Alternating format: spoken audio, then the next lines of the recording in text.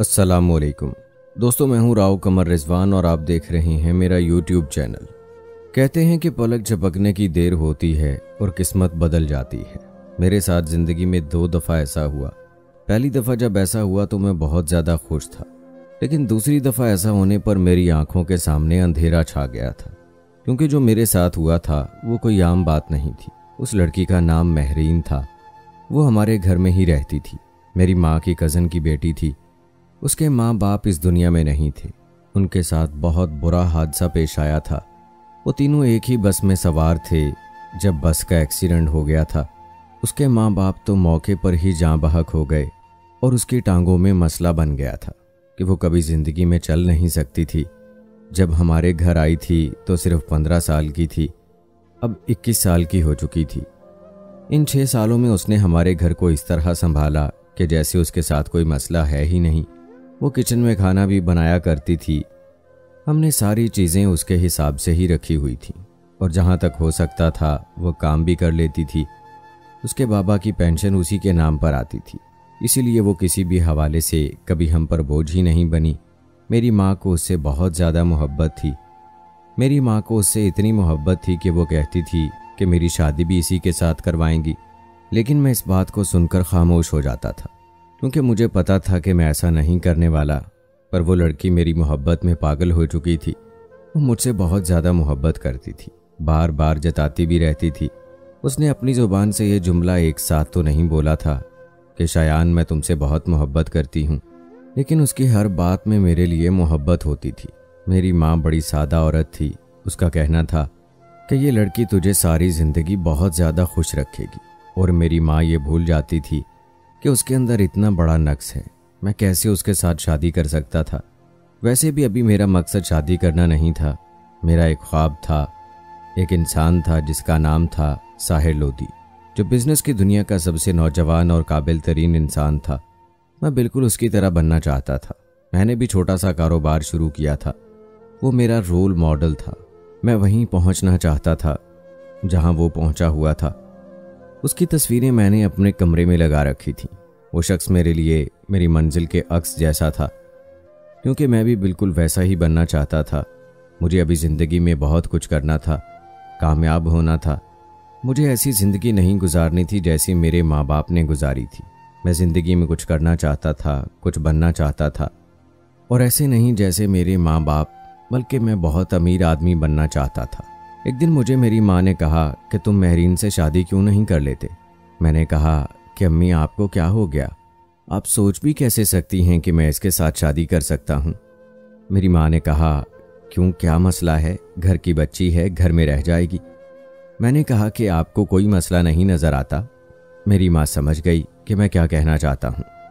उन्होंने कहा कि बेटा देखो, वो माजूर नहीं है। वो सारा घर संभालती है, खाना पकाती है, घर के काम भी कर लेती है, और अगर हमारे पास ज़्यादा पैसे आए तो हम इसका मसला भी हल करवा सकते हैं। वो अपने पैरों पे चल सकती है। मैंने कहा कि मैंने जो ख्वाब देखा है उसके लिए मुझे बहुत तेज़ भागने की ज़रूरत है, और मेरी हमसफ़र भी मेरी तरह होनी चाहिए। मैंने मेरी माँ को इनकार कर दिया, लेकिन मेरी माँ ने महरीन को ख्वाब दिखाने नहीं छोड़े। वो अभी भी उसको यही कहती रहती थी कि मैं इसके साथ ही शादी करूँगा, और इसी का नतीजा ये निकला कि एक दिन उसने मुझसे अपनी मोहब्बत का इजहार करने का इरादा कर लिया और एक अदद लाल गुलाब और मेरे लिए बहुत ही ज़्यादा महंगी घड़ी लेकर आई। जो पैसे उसने थोड़ा बहुत जमा किए थे, शायद उसी से ले ली थी। मेरे पास आई और अपनी मोहब्बत का इजहार कर दिया। उसने कहा कि मैं मुकम्मल नहीं हूँ, लेकिन तुम्हारी मोहब्बत मुझे मुकम्मल कर देगी। मैं तुम्हारे साथ अपनी ज़िंदगी गुजारना चाहती हूँ। बड़ी ज़िंदगी की आखिरी सांस तक वफादार रहूँगी। जैसा कहोगे वैसा करूँगी। हर मोड़ पे तुम्हारा साथ दूंगी। खुदा की कसम, अगर तपती धूप में भी खड़ा करके कहोगे कि देखो आसमान पे चांद नज़र आ रहा है, तो मैं कहूँगी कि हाँ, चांद नज़र आ रहा है। मेरी मोहब्बत तुम्हारे लिए कभी कम नहीं होगी। उसने बड़े ही खूबसूरत अल्फाज में अपनी मोहब्बत का इजहार कर डाला था, लेकिन मैं जानता था कि इसको यहीं पे रोक देना बेहतर है। मैं कोई मुरव्वत, कोई लिहाज नहीं रखना चाहता था। मैंने उसे कह दिया कि मैं तुम्हारे बारे में कुछ ऐसा नहीं सोचता हूँ। मैंने उसे सीधी बात कही थी, लेकिन वो मेरी बात समझ नहीं सकी, क्योंकि वो ख्वाबों की दुनिया में जो फिर रही थी क्या वो खुद नहीं जानती थी कि मैं उसके साथ शादी क्यों करूँगा? उसके साथ तो कोई नॉर्मल इंसान भी शादी नहीं करेगा, और मैं तो अनकरीब बहुत ही ज़्यादा कामयाब इंसान बनने वाला था, अमीर होने वाला था। मैंने उसे कहा कि देखो, तुम माजूर हो और मेरे ख्वाबों के रास्ते पर चलने के लिए तुम्हारे पास पाँव नहीं है। तुम कभी मेरी हम कदम नहीं हो सकती हो। मैं तुम्हें अपने ख्वाबों का हिस्सा नहीं बना सकता हूँ। सारी जिंदगी मुझे तुम्हें संभालना पड़ेगा। मैं बाकी काम कैसे करूँगा? और वैसे भी तुम मुझे अच्छी नहीं लगती। मुझे लगता है कि मुझे कुछ और कहना चाहिए था, कुछ और तरह के अल्फाज का इस्तेमाल करना चाहिए था। उसका दिल इस तरह से नहीं तोड़ना चाहिए था, लेकिन शायद यही उसके लिए मुनासिब था। इसके बाद वो खामोश हो गई और उसने कहा कि ठीक है, मैं तुम्हारी बात समझ गई हूँ। वो चुपचाप वहाँ से चली गई। सुबह हुई तो मेरी माँ ने मुझे झटके दे दे कर जगाया और कहा कि महरीन घर पे नहीं है, पता नहीं कहाँ चली गई है। मैंने कहा कि कहाँ जा सकती है, घर में ही होगी, छत पे बैठी होगी। हमने छत पर जाने के लिए भी इंतज़ाम किया हुआ था। वो सीढ़ियों के ऊपर जा सकती थी क्योंकि हमने मूविंग एलिवेटर लगाई थी। इतना सब कुछ तो किया था उसके लिए, पता नहीं कहाँ चली गई थी। मैं उसे तलाश करता रहा, लेकिन वो मुझे नहीं मिली। उसके जाने के बाद मेरी माँ बहुत ज़्यादा बीमार रहने लगी, उसको याद करने लगी। घर का कोई काम ना होता था, मेरी माँ भी उदास रहती थी। साल, दिन, महीने इसी तरह गुजरने लगे। मेरी माँ इस दुनिया से चली गई। मैंने एक सोनिया नामी लड़की से शादी कर ली। मैंने छोटा सा कारोबार शुरू किया था, उसमें भी मुझे काफ़ी फ़ायदा हुआ, लेकिन इसके बाद सब कुछ रुक गया। मैं आगे नहीं बढ़ पा रहा था। जितने पैसे आते थे उतने खर्चे बढ़ते जा रहे थे। सोनिया में बिल्कुल भी अकल नहीं थी। वो बहुत ज़्यादा खर्च करती थी, ऐसी ऐसी चीज़ें खरीद लेती थी जिसके बगैर भी हम भूखे नहीं मरने वाले थे। हमारा गुजारा हो रहा था। मैं उसे समझाता था, वो कहती थी कि क्यों इतने बड़े कारोबार को संभालते हो, मेरे लिए इतना नहीं कर सकते। उसको क्या पता था कि अंदरूनी मामलात क्या चल रहे थे। मैं कब से एक बहुत बड़ा प्रोजेक्ट हासिल करने की कोशिश कर रहा था, लेकिन वो मुझे नहीं मिल रहा था। बिलाखिर मुझे साहिल लोधी के साथ एक मुलाकात करने का मौका मिल गया। उसी का प्रोजेक्ट था और उसी ने मेरे हवाले करना था। जब मैं उसके घर गया तो काफ़ी हैरान हुआ। उसका घर बहुत ज़्यादा खूबसूरत था। उसने मुझे ऑफिस में नहीं, घर में बुलाया था। ये बात काफ़ी अजीब थी। फिर मैंने सोचा कि शायद उसके पास वक्त ना हो, इसलिए उसने मुझे घर बुलाया हो। अच्छी बात थी, घर में बैठकर आराम से बात हो सकती थी। ऑफिस में शायद ठीक तरह से बात ना हो पाती। उसने कहा कि आपकी कंपनी बहुत छोटी है, मेरे से ये प्रोजेक्ट लेने के लिए बड़ी बड़ी कंपनीज लाइन में लगी हुई है, लेकिन आपकी मेहनत और ईमानदारी ने मुझे बहुत मुतासिर किया है और मैं आपको ये प्रोजेक्ट देने वाला हूँ। आज हम इसकी फ़ाइल पर दस्तखत करेंगे और आपका और मेरा मुआहिदा हो जाएगा। मैं फ़ाइल लेकर आता हूँ। मैंने आसपास देखा, उसने घर को जिस तरह सजाया हुआ था, जिस तरह से सब कुछ रखा हुआ था, मैं भी तो ऐसे ही करना चाहता था। कितना खूबसूरत घर बनाया था उसने, और मैं अभी तक सिर्फ एक ही फ्लैट खरीद पाया था। मेरे पास तो गाड़ी भी नहीं थी। एक मोटरसाइकिल लिया था जो कदरे अच्छी हालत में था, लेकिन गाड़ी ना ले सका था, जबकि मेरी मेहनत को 10 साल हो चुके थे। बीवी ऐसी मिली थी जो इतने ज़्यादा खर्चे करती थी कि कोई पैसा जमा नहीं हो पाता था। बस पूरा महीना इसी तरह गुजर जाता था। लोग समझते थे कि बड़ा कारोबार है मेरा, लेकिन असल में मेरे पास कुछ भी नहीं था। हाँ, आज जो ये प्रोजेक्ट मुझे मिल रहा था, इसको अगर मैं हासिल कर लेता तो इसकी वजह से मेरा काफ़ी फ़ायदा हो जाता और मैं बिज़नेस की दुनिया में जाना पहचाना जाता। सिर्फ साहिल लोधी की वजह से इस इंसान को अपना रोल मॉडल समझता था। जब उसको देखा तो बहुत ज़्यादा खुश था, लेकिन अब वो पहले जैसी बात नहीं रही थी। मैं हमेशा उदास रहता था। मेरे दिल को सुकून नहीं था। पता नहीं मैंने किसी का क्या बिगाड़ा था कि मेरी हालत ऐसी हो गई थी। मेरी माँ भी तो इस दुनिया में नहीं थी, इस दुनिया से चली गई थी। मैं बिल्कुल अकेला था और बीवी से अपनाइयत तो महसूस नहीं होती थी। थोड़ी देर के बाद एक नौकर मेरे सामने एक फ़ाइल रख के चला गया। मैंने देखा तो ये हमारे प्रोजेक्ट की फ़ाइल थी। साहिल लोधी जब कमरे में आया तो अकेला था। उसने कहा कि इस फाइल पर आपके दस्तखत होंगे और एक ख़ास इंसान के। मैंने कहा कि किस ख़ास इंसान के? जिसने कहा कि आसपास इंसान के जो मेरी ज़िंदगी की उम्मीद है, जिसकी वजह से मैंने पिछले 10 सालों में बहुत ज़्यादा तरक्की की है। और उसके साइन के बगैर मैं कोई भी नया प्रोजेक्ट शुरू नहीं करता हूँ। इसके अलावा मैं जो कुछ भी हूँ इसी की वजह से हूँ। वो मेरी बीवी है, मेरी हमसफ़र है। दिल में सोचने लगा कि इसकी बीवी भी बहुत ज़्यादा अच्छी इंसान होगी, खूबसूरत होगी, अपनी मिसाल आप होगी।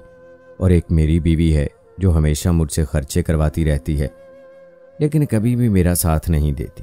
मैं ये देखने के लिए बेचैन था कि साहिल लोधी की बीवी कैसी है।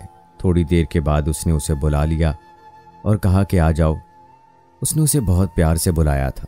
वो सबके सामने अपनी बीवी को प्यार से बुलाता और उसकी तारीफ़ें करता रहता था।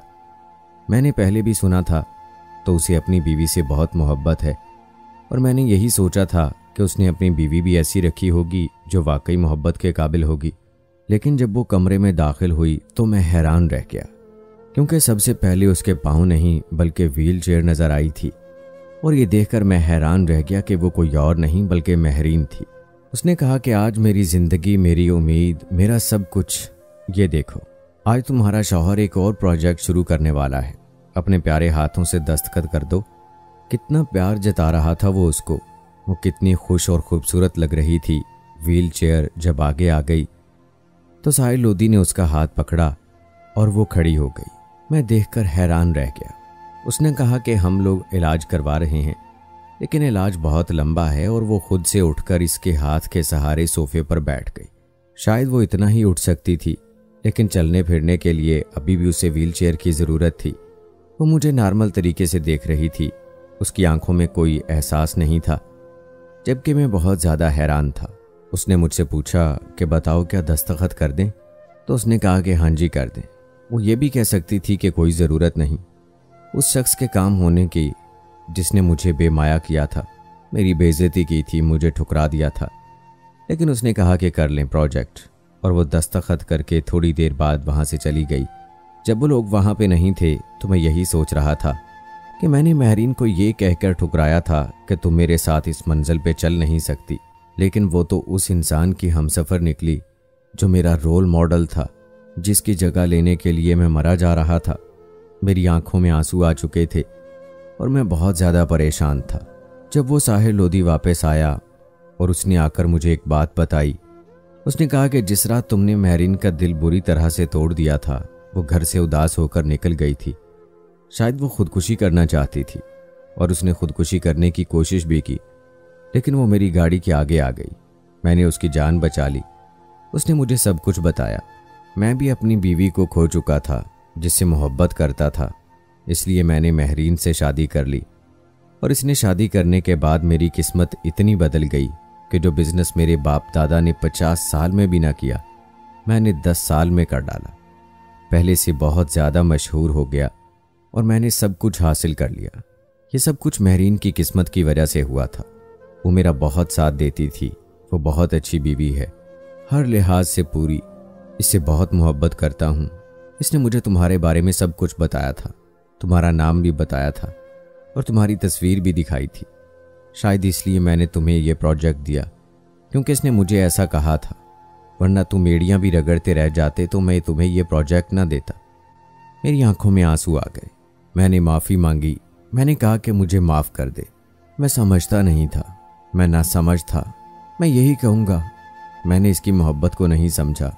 मैंने इसे धुतकार दिया था। मुझे इसकी सज़ा मिली।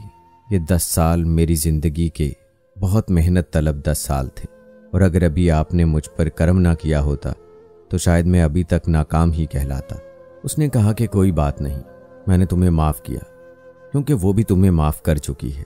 थोड़ी देर के बाद महरीन फिर से वहाँ आई और उसने मुझसे मेरी अम्मी के बारे में पूछा। जब मैंने बताया कि वो इस दुनिया में नहीं है तो वो बहुत रोई। कुछ देर हम दोनों ही रोते रहे। उसके बाद उसने कहा कि मैं आपके लिए दुआ करूँगी कि अल्लाह आपके लिए आसानी करे। अब मैंने उसे गौर से देखा तो मुझे पता चला कि वो माँ भी बनने वाली थी, लेकिन मुझे तो शादी के 7 सालों में भी औलाद नसीब नहीं हुई थी। मैं वापस आ गया। मेरे हाथ में मेरी कामयाबी का ऐलान नामा था, लेकिन मैं फिर भी खुश नहीं था। मेरी बीवी ने मुझे देखा कि उदास बैठा हूं तो कहने लगी कि हाँ, हो गए हो ना नाकाम। नाकाम ही लौट के आए होगे, पता था मुझे। तुम्हारे तो मुंह के ऊपर नाकामी लिखी हुई है। कुछ नहीं कर सकते तुम जिंदगी में। अब छोड़ दो इस ख्वाब को और कोई और काम करो, ताकि इस घर में 4 पैसे आएंगे नया मौसम आ रहा है, मैंने कपड़े बनवाने हैं। अब मैं उसे क्या बताता कि मैं कामयाब तो होकर आया था, लेकिन असल में आज मैं हार चुका था। अभी भी मेरी आंखों में आंसू थे। मैंने कितनी अच्छी इंसान को ठुकरा दिया और शायद उसका दिल तोड़ने की ही मुझे इतनी बड़ी सज़ा मिली। बहुत बुरा किया मैंने उसके साथ, और बहुत बुरा हुआ मेरे साथ भी। उसकी ज़िंदगी में सब कुछ ठीक हो गया, वो बहुत अच्छे इंसान की बीवी बन गई, अल्लाह ने उसे औलाद भी दे दी। लेकिन मेरे नसीब में आज ये फ़ाइल आई तो आई भी उसी की वजह से। सच कहते हैं कि किसी का दिल तोड़ना सबसे बड़ा गुनाह है और इसकी सज़ा सबसे ज़्यादा मिलती है। मेरे साथ भी यही हुआ। अगर मैं महरीन से शादी कर लेता तो शायद मेरी किस्मत बदल जाती, शायद अल्लाह औलाद भी दे देता। अब बहुत पछताता हूँ, लेकिन अब पछताने से क्या। बस आप लोगों को कहूँगा, खुदारा आप ऐसी गलती ना करना।